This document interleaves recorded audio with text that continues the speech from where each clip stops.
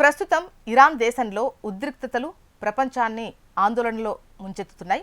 ఇటీవల America Israel దాడుల్లో మరణించిన అత్యున్నత నాయకుడు ఆయతుల్లా అలీ ఖమేనీ వారసుడిగా ఆయన రెండో కుమారుడు ముజ్తబా ఖమేనీని ఇరాన్ కొత్త సుప్రీం లీడర్గా అసెంబ్లీ ఆఫ్ ఎక్స్పర్ట్స్ ఎంపిక చేసింది.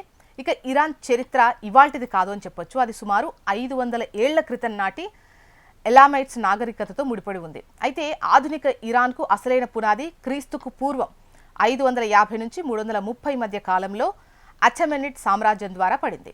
ఈ సామ్రాజ్యాన్ని స్థాపించిన సైరస్ ద గ్రేట్ కాలంలో ఇది ప్రపంచంలోనే అతిపెద్ద సామ్రాజ్యంగా విరాజిల్లింది. ఈ సామ్రాజ్యానికి కేంద్ర బిందువు పార్స్ అనే ప్రాంతం. ఈ ప్రాంతం పేరు మీదుగానే అక్కడి సంస్కృతి, భాష గుర్తింపు పొందాయి.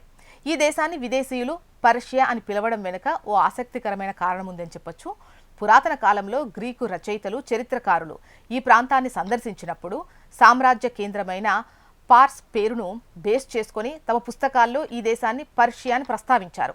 కాలక్రమేణా గ్రీకు ప్రభావంతో పాశ్చాత్య దేశాలన్నింటిలో ఈ పేరు స్థిరపడిపోయింది. అంటే విదేశీయులకు ఇది పర్షియాగా తెలిసినప్పటికీ స్థానిక ప్రజలు మాత్రం తమను తాము ఎప్పుడూ ఇరానియన్లుగానే గుర్తించుకున్నారు.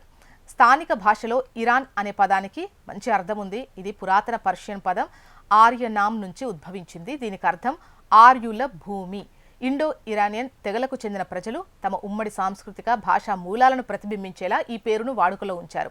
బయట ప్రపంచానికి పర్షియాగా సుపరిచితమైనప్పటికీ వేల ఏళ్లుగా ఈ గడ్డపై ఉన్న ప్రజల గుండెల్లో తమ దేశం పేరు ఎప్పుడూ ఇరాన్గానే ఉంది. అయితే 20వ శతాబ్దంలో ఇరాన్ ఆధునీకరణ దిశగా అడుగులు వేస్తున్న టైంలో 1935లో పహ్లవీ రాజవంశ స్థాపకుడు రెజా షా పహ్లవీ ఒక చారిత్రక నిర్ణయం తీసుకున్నారు. అప్పట్లో టర్కీలో కమల్ అటాతుర్క్ తీసుకొచ్చిన సంస్కరణల ద్వారా ప్రభావితమైన రెజా షా తన దేశానికి వలసవాద గుర్తులను చెరిపేసి ఒక కొత్త శక్తివంతమైన గుర్తింపు ఇవ్వాలని ఆకాంక్షించారు. పర్షియా అనేది పాశ్చాత్యులు ఇచ్చిన పేరని, అది దేశంలోని కేవలం ఒక ప్రాంతానికే పరిమితమని ఆయన భావించారు. దేశంలోని వివిధ తెగలు, జాతుల మధ్య ఐక్యతను పెంపొందించడానికి ఇరాన్ అనే పేరు సరైందని రెజా షా నమ్మారు.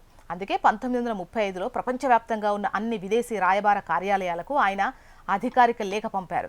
ఇకపై దౌత్యపరమైన వ్యవహారాల్లో పర్షియా అనే పదాన్ని వాడకూడదు, తమ దేశాన్ని ఇరాన్ అని మాత్రమే పిలవాలని ఆదేశించారు. ఈ ఒక్క నిర్ణయంతో అంతర్జాతీయ వేదికలపై ఈ దేశం తన పురాతన స్వదేశీ నామమైనటువంటి ఇరాన్తో కొత్త ప్రయాణాన్ని మొదలుపెట్టింది.